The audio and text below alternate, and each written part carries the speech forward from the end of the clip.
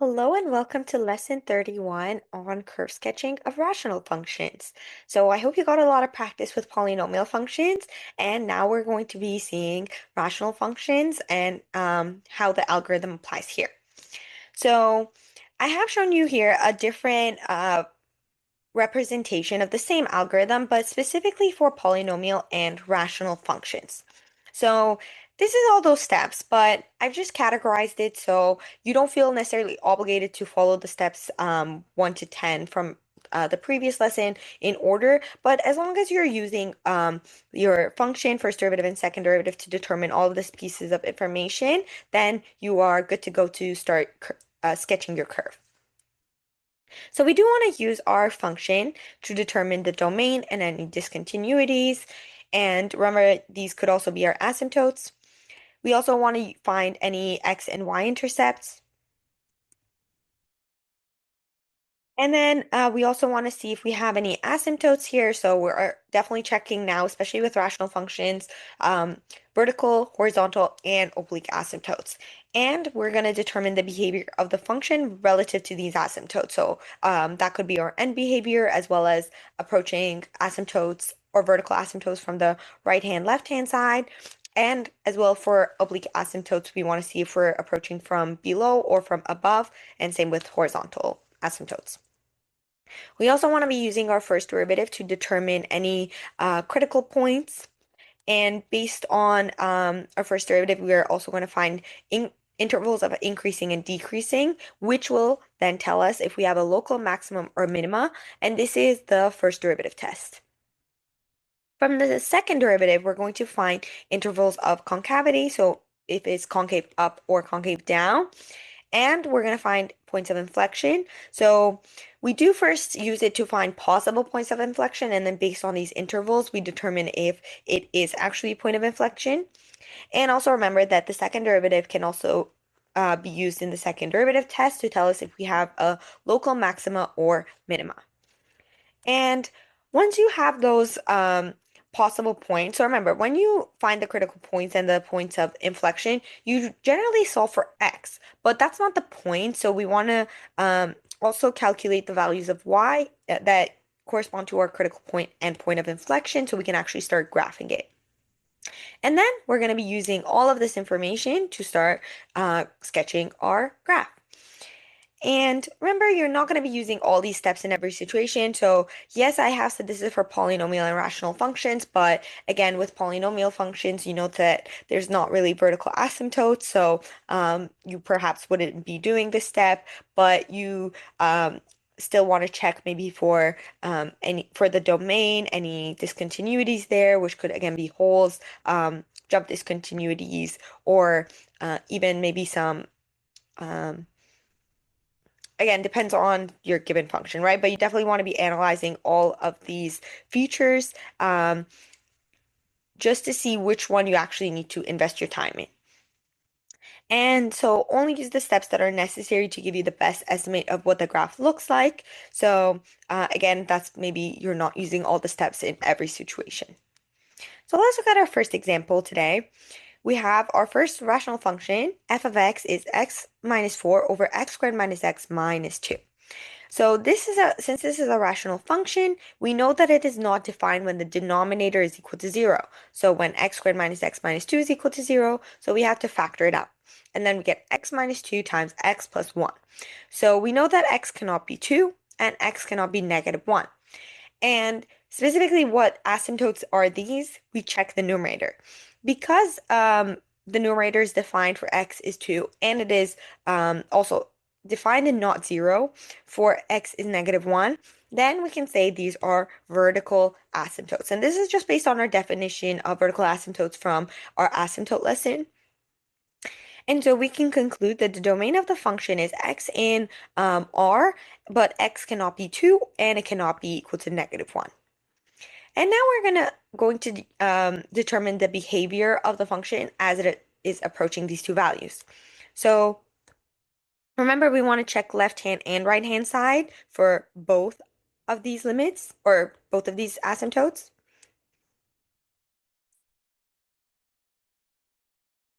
So as we are approaching negative 1 from the left-hand side, we can see from here that we are approaching negative infinity.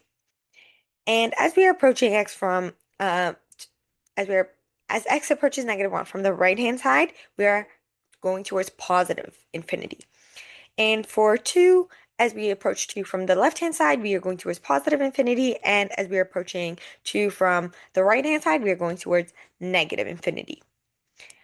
Next, we're going to find our x-intercept. So we know that f of x is equal to 0 means that this expression is equal to 0, but this only occurs when x is 4 from the numerator. So we don't consider the denominator to be 0 here, but we do check that, we have already checked from here. It is in our domain. So we do have our x-intercept at 4, 0. We also check for the y-intercept, which is when x is equal to 0, and we get -4 over -2, which is equal to 2. And so our y-intercept occurs at 0, 2. So we're going to sketch I suggest here you stop and sketch the information you have so far. I have to go a little down. My graph is here. So we have 4, 0, and 0, 2.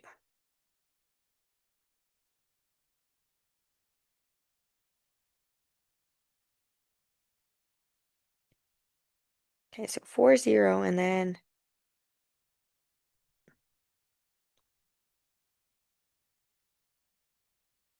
2, 0. You may also choose to wait till you have more of your points and information so you can choose a better scale, but um, we're going to test it and see how it goes by starting here. Okay, 4, 0, and then 0, 2. Okay, beautiful. Now we're going to find the first derivative. So again, I've just rewritten this as an exponent of -1, so I can apply the product rule. And the product rule, it will give me this expression, and then I'm just going to change my negative exponents to have a denominator, and then I'm going to find a common denominator, which is a practice you're going to see often with rational functions. And then I have this term here. And this is now going to help me to solve for critical points where f prime of x is equal to 0 because we only look at the numerator here. So when -x squared plus 8x minus 6 is equal to 0. And this one is not really a factorable quadratic, so we're going to use the quadratic formula, which gives me 4 plus or minus square root of 10. And again, remember, because we are approximating, so you can just find this to 2 decimal points, or I did 1 decimal point even here. 1 should suffice as well. So we have critical points at 7.2, 0.1, and 0.8, 1.5. So I already can tell just based on here, my scaling may be not the best. Let me see, can I go to 7? Uh, so yeah, it's gonna be a little bit hard. So maybe I'm gonna change this, and then I have to move this point too. So we'll just do 2, 4, oh, yeah, 6, 10. So then I have my x-intercept there, and then I can actually start plotting those 2 points there as well. 7, so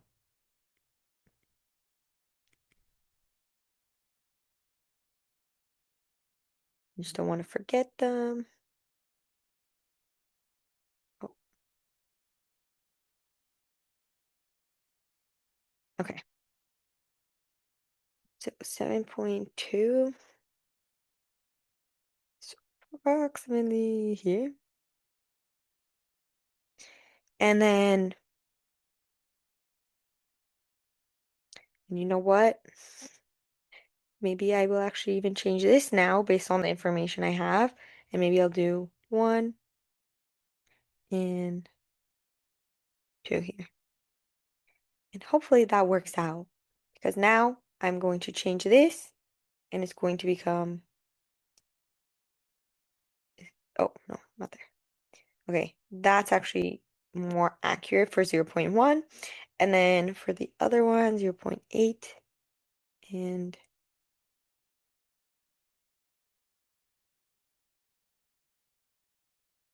okay, so approximately there.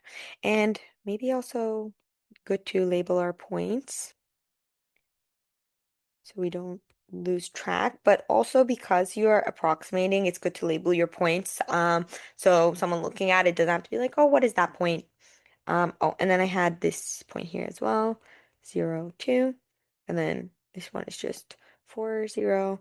Maybe your intercepts aren't necessary to, again, depends because these ones are exact values, then it's fine if you don't label them here. Okay, now going back here, we are now setting up our um, sine table. So here I have, again, I split it up into the numerator and denominator here. So I suggest you try to find, and again, it's a sine table. So we're not finding the values, but we just want to approximate what these, would they be negative or would they be positive? So take a moment and complete this table. So filling in the table, you should have got the following results. So definitely we have that the first derivative here, it's negative, negative, and then 3 positives. So then we can conclude that our function is decreasing. Here it's also decreasing. And then increasing here. And it's also increasing for these two intervals as well. And the reason why it was important to do this for here is because looking at our first derivative, I hope you can see that this is a challenging first derivative to take its derivative from. It would it's not impossible, but it would take you a bit of time and it will be a bit of a computational challenge. So that being said, we don't actually solve for the second derivative in this case, and we're just going to use the data that we have here to make our conclusions. So starting with the first derivative test, we see that at x is approximately 0.8. So again, if you evaluate this, you actually get 0.83 as a better approximate, but we're just sticking with one decimal point here. But this would be a local minimum for us because we go from decreasing to increasing. And sorry, slight error there. That one should have been a negative. So then this is negative. So then this is decreasing on this interval. And that actually makes sense because we had two critical points here. So this one was x is 0.8, and then this one was x is 7.2. And so here, because we're going from increasing to decreasing, we have a local maximum. And one thing I wanted to point out here, this one was a squared function, so this one would have been positive right away. So you were just analyzing this portion here, and you could have also, oh, there we go. And so just using this, you can make conclusions about the derivative. Again, this was the numerator and denominator of your derivative. And so we were able to use this information here to get our local maximum and minimum instead of the second derivative test. And now we're going to check the end behaviors as well. So this is now our original function, not the derivative, but the limit as x approaches positive infinity is actually 0, and same with the limit as x approaches negative infinity. And the reason for this is if you look at our function x minus 4 over x squared minus x minus 2, the behavior of this graph is actually resembling 1 over x. And especially with regards to the coefficients of x and x squared, it is positive, so it's 1x. And so that's why for also large values of the function, we have an output that is greater than 0. And for large enough values of x in the negative, towards negative infinity, we have the function is negative or it's less than 0. And so we do have a horizontal asymptote y equals 0 based on this, and we can conclude that as x approaches positive infinity, because these values are greater than 0, then we are approaching the asymptote from above, and as x is approaching negative infinity, we are approaching the asymptote from below. So again, now I'm going to start by adding some more information in there. So let's do our vertical asymptotes at 2 and -1.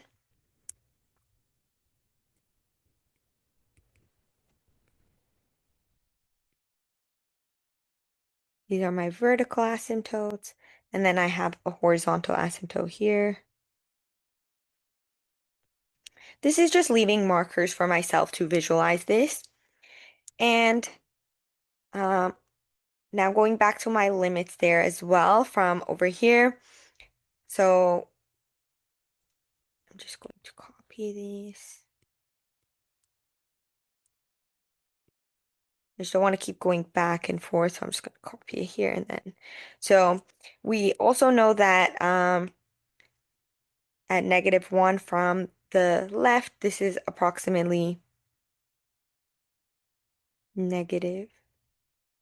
And remember, it's approaching our horizontal asymptote from below. So there we go. Oh, let me just use a different color here. Okay, so something like this. And that's one part of my graph already done. Now for this middle section, we know that we have this intercept and we know that 0.8 is our local minimum so that we have a shape like oh, higher, something like this. And this also matches up with our limits as we are approaching 2 from the right-hand side, we are going towards positive infinity, and as well as we are approaching, or sorry, as we are approaching 2 this way, from the left-hand side, we are going towards positive infinity, and on this side, as we are approaching -1 from the right-hand side, we're also going towards positive infinity. And finally here, I know I have this x-intercept here, and we know that as x is approaching 2 from the right-hand side, we're going towards negative infinity, so something like this. Or maybe, okay. And then we also know that it kind of goes like that, but then we are starting to approach that horizontal asymptote. So our graph would look approximately something like this, and we clearly see we have a concave down here, and a concave up here and a concave down here as well. But we didn't necessarily find that information from our second derivative because again, it was a little hard to calculate. So this would be sufficient for sketching this graph and our work here would be done. And you can always graph your original function and compare to our original function here as well. I actually did want to take a moment and show you what the graph of that function would look like. So what I did here with the red lines, I plotted the points that I was, or the points and lines I was expecting. So that was x is, oh, -1. This was x is 0.8. So I did my own approximate. This was x is 2. And here was x is 7.2. And those 4 points, again, were those dividers in my table here. But here from the actual graph, we can clearly see, yes, we have those 2 asymptotes and my end behaviors here are correct. I do have this vertical asymptote here, or sorry, this horizontal asymptote of y equals 0 here. And I do have my x-intercept, my y-intercept. Now here, the actual point here was 0.83772. But again, because we're approximating, we got a close enough answer. And then here it was 7.16228. And again, for approximate purposes, we pretty much got this shape down. Okay, and especially this part where it goes up and then down again, that's exactly what we showed here. And that would be, I guess, my only change here that I would do, because that has to be a critical point. I want to make sure that that is my maximum. So that is the greatest output there. So all the remaining points are less. Okay, and that's my final sketch there in comparison to the exact graph. Now let's look at another example here. F of x is x cubed minus x over x minus 1.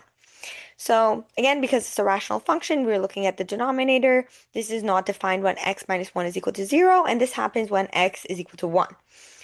Now, factoring the numerator, and this is we are just factoring the x first, we get x squared minus 1. This is a difference of squares, which gives me x minus 1, x plus 1. But this is x minus 1, and this is x minus 1. So actually here, when we factor our function and rewrite it as so, we can cancel these two out. And we actually have a removable discontinuity or a hole at x is equal to 1. And that's one of the cases that I was mentioning. So I did want to show you one example with that. So then we don't actually have a vertical asymptote. We just have a hole here. So we do have to acknowledge this in our domain. So we can say that x is all real numbers, but not equal to 1. But we also do want to examine the behavior of the function to approximate its value. So based on this, and again, we can cancel these two out. So it's really just x times x plus 1. And the limit as it's approaching 1 from both sides is 2. So we expect that there is a hole at 1, 2. Now we find the x-intercept. So again, because I have my factored form here, I'm just going based off of the numerator. But again, I don't want to consider this value. So I am just showing you because you do have to acknowledge that the function is this as a whole. It's not, you can't just write f of x is equal to x times x plus 1. That is not correct, but you do have to acknowledge that these two do not contribute to your x-intercept because it will be a hole there. So then our x-intercepts are x is 0 and x is -1. And so these two are in our domain. So we have -1, 0 and 0, 0. Now for the y-intercept, this is when all our x values are 0 and it's exactly this point we saw here, 0, 0 over here. So again, sketch the information you have so far. And maybe I'll start. Okay, so that's the scale I chose. And I did want to point something out here as well. So considering that if we factor x minus 1 out, this is actually a quadratic function, right? It's x squared plus 1, and we have a hole. So this is now a part where I'm going to use the information I already know about quadratics and approximate that the shape is going to resemble x squared, and it's been translated a 1 up, and we also have a hole. So let me just start with my... mm,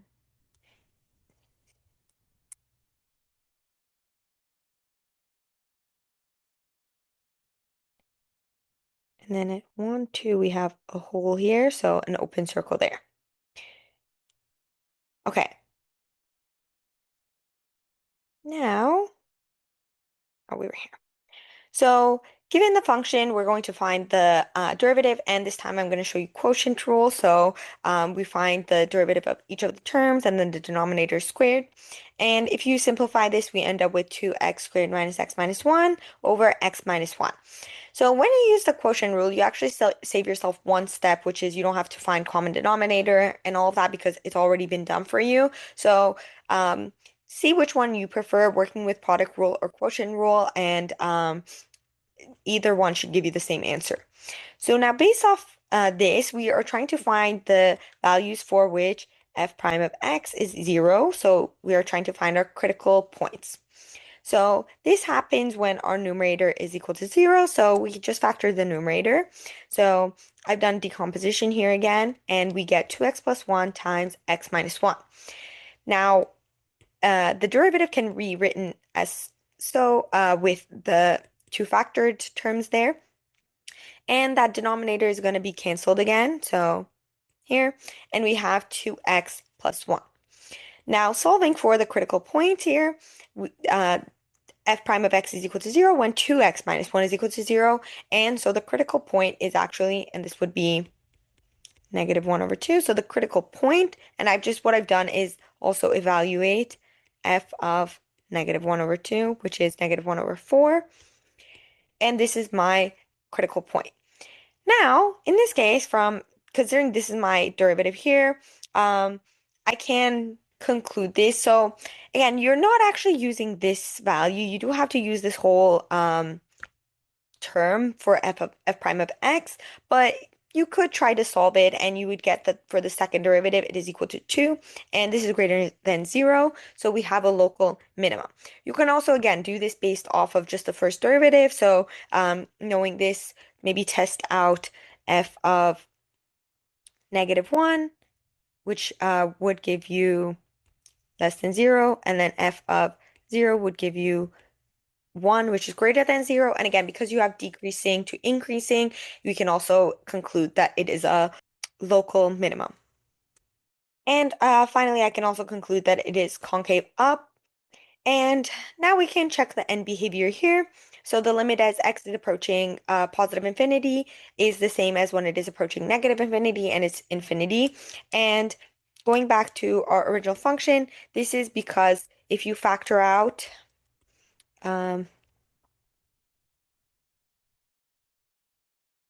x3 here, we get 1 minus 1 over x squared. And then in my denominator, I have x minus 1. So if I factor this out, I have 1 minus 1 over x. So these two terms are going to be approaching, well, these two are going to approach 0. So then I'm just left with 1. But then this is really, specifically for the limit, it'll be x squared over 1.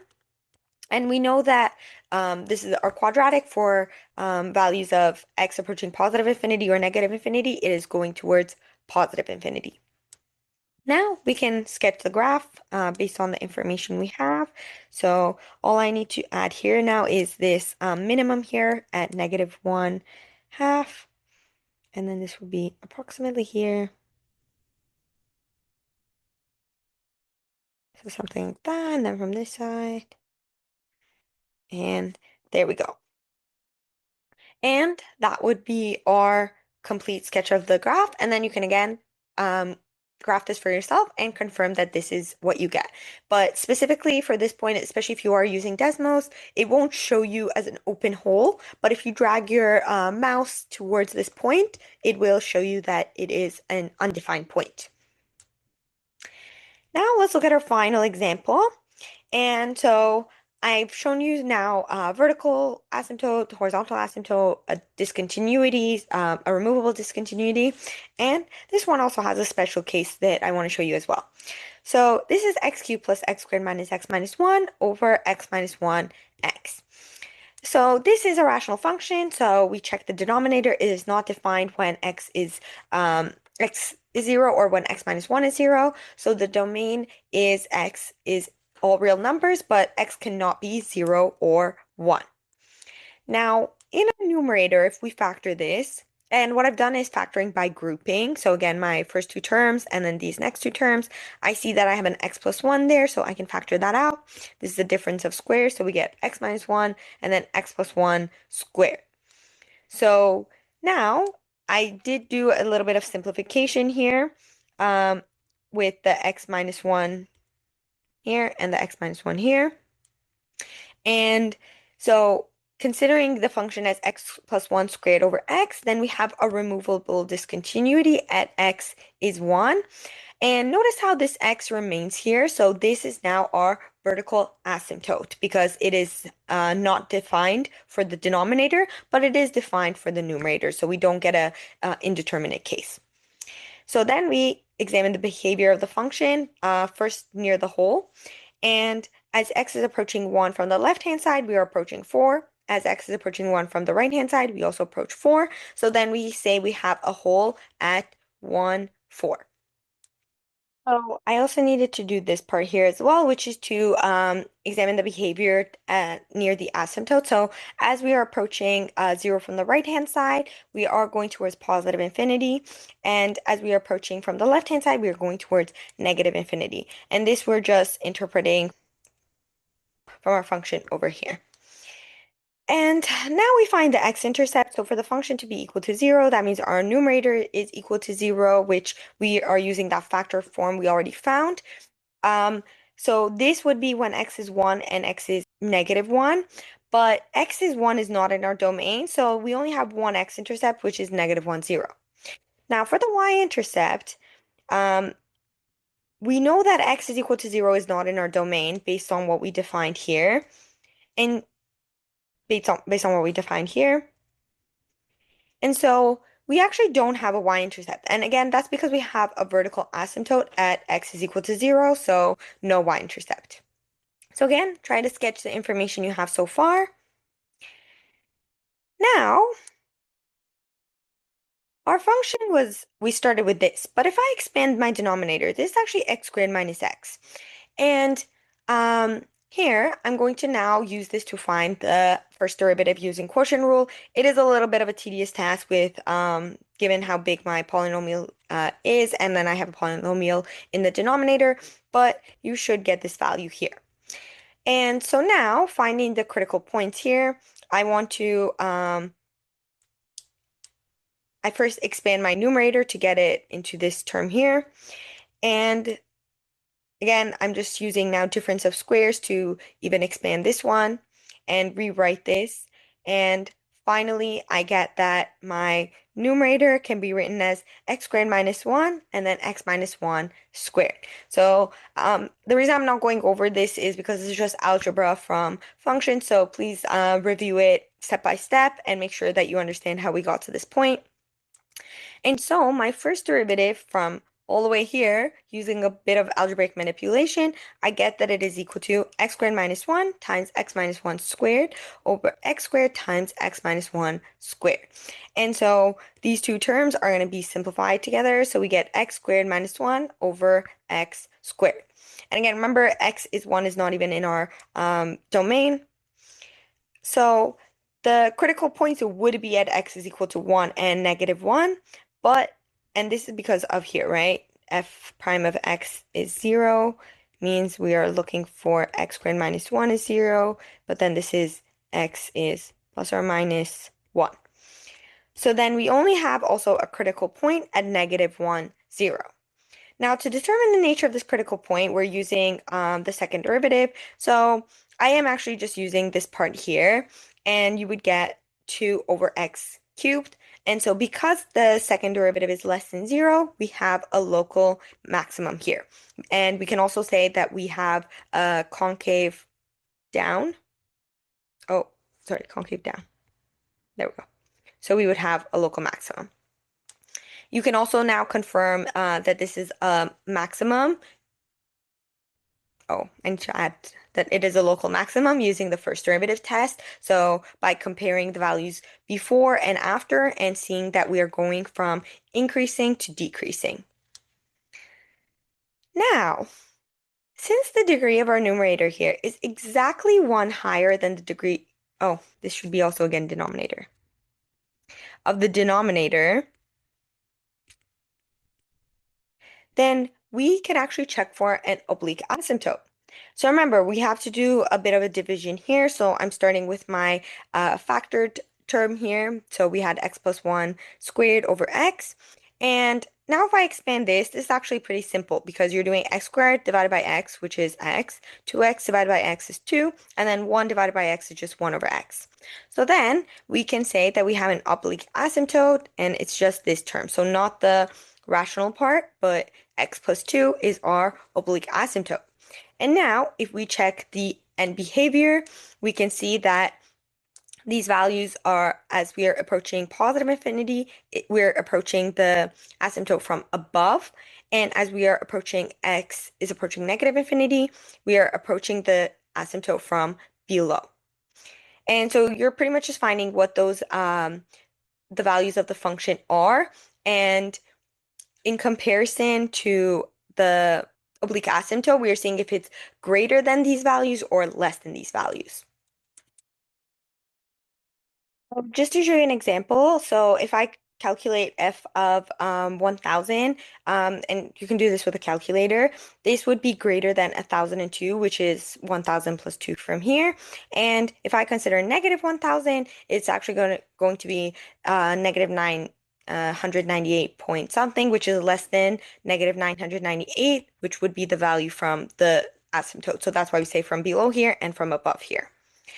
And now we check for concavity. And I already mentioned that when we saw the second derivative test here, but for given our critical point, which was, oh, actually we didn't find the critical point here.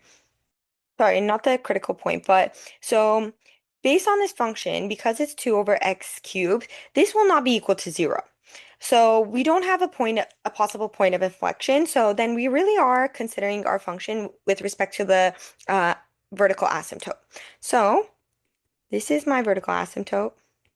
And let me pick a scale. I think I can do 1, 2,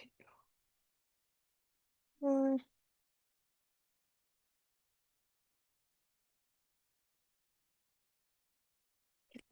for that, and then 1, 2.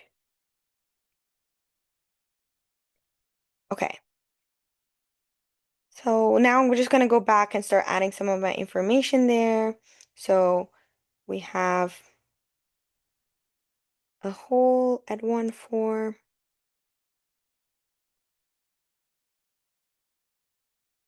Okay, this is one of my asymptotes. This is my whole, or sorry, my x-intercept and my whole.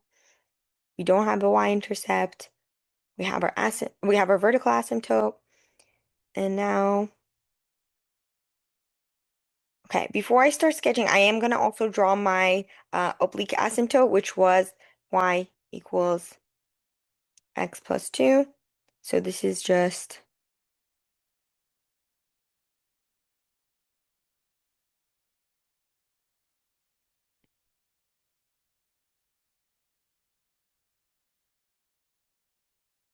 okay. And actually, let me do this in red as well. I'm just drawing my asymptotes in red. So there we go. That's y equals x plus 2. Okay. Now, we also had our minimum and where's my minimum? Okay. So I only have the maximum that was defined, but we do have a potential minimum at x is 1, which was our whole anyways. So the reason we don't consider it is because it's a whole, but in terms of sketching my graph, that would actually be my minimum there. And so we have something like that. And then this one is my maximum. So we're approaching this from the bottom. This is going towards negative infinity. And there we go. That would be my best approximate of my curve for this complex rational function. And again, you can always graph this for yourself and see that this is what you get. And when you are doing these, I also suggest graphing this oblique asymptote and seeing how the function actually is approaching it, but it doesn't actually reach it from this side, from this end and this end. So as the end behaviors. Okay, and that was our last example for curve sketching of rational functions. So I hope you feel a bit more confident now with polynomials and rational functions. And please get some practice with our practice set here.